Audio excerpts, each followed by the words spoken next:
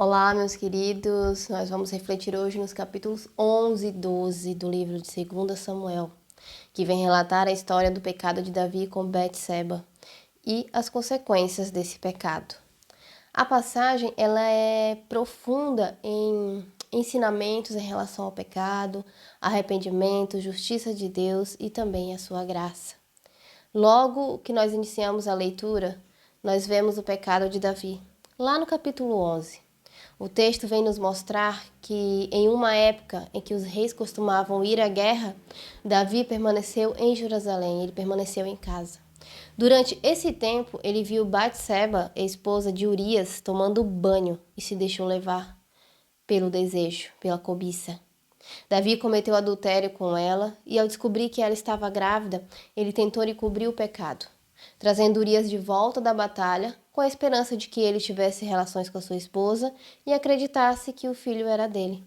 Mas quando esse plano falhou, Davi deu ordens para que Urias fosse colocado na linha de frente da batalha. Para quê? Para ser morto.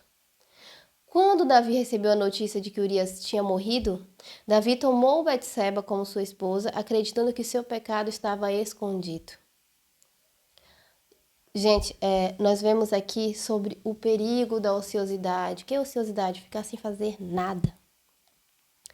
Porque Davi deveria estar liderando seus homens na batalha, mas ao invés disso ele permaneceu em casa, o que o colocou em uma posição muito vulnerável. Então, o ócio, ele pode abrir portas para as tentações. Nós vemos também sobre o ciclo do pecado.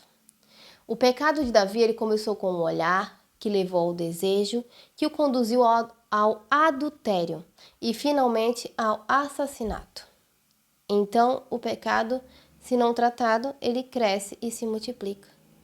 Davi também tentou manipular a situação para esconder o que havia feito, mas isso só levou a mais pecado.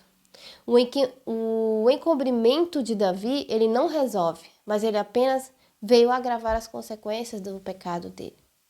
No capítulo 12, nós vemos o confronto de Deus e o arrependimento de Davi.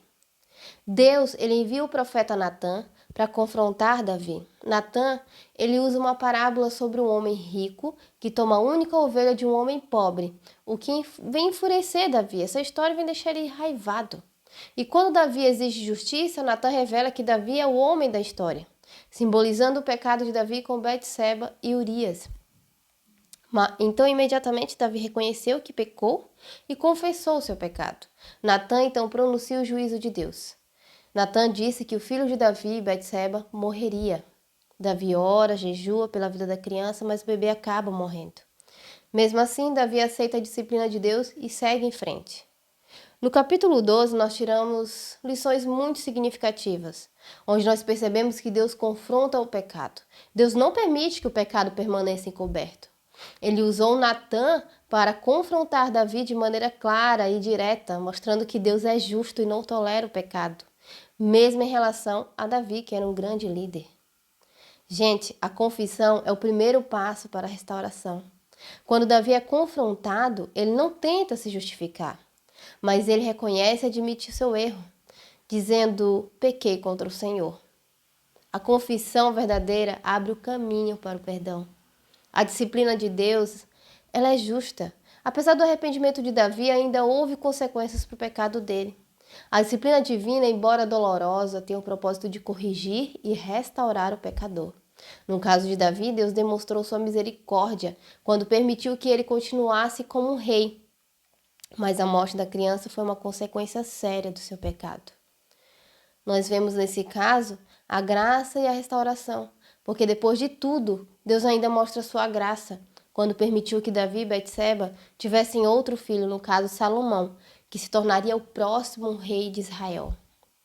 Isso vem nos lembrar que Deus é misericordioso e Ele pode nos restaurar, mesmo após grandes falhas. Queridos, nós temos que vigiar contra o pecado em tempos de ociosidade, quando nós não temos nada para fazer. E nos momentos de fraqueza, assim como Davi, nós podemos estar vulneráveis ao pecado, quando não estamos onde nós deveríamos estar. A ociosidade e a complacência são inimigos da vida espiritual. nós vemos aqui nessa história sobre o perigo de encobrir o pecado. As tentativas de esconder ou justificar o pecado apenas nos levam mais fundo nas consequências destrutivas do pecado. Confissão e transparência diante de Deus são cruciais e muito importantes. Nós devemos confessar os nossos pecados. Deus não ignora o pecado, mas Ele oferece graça.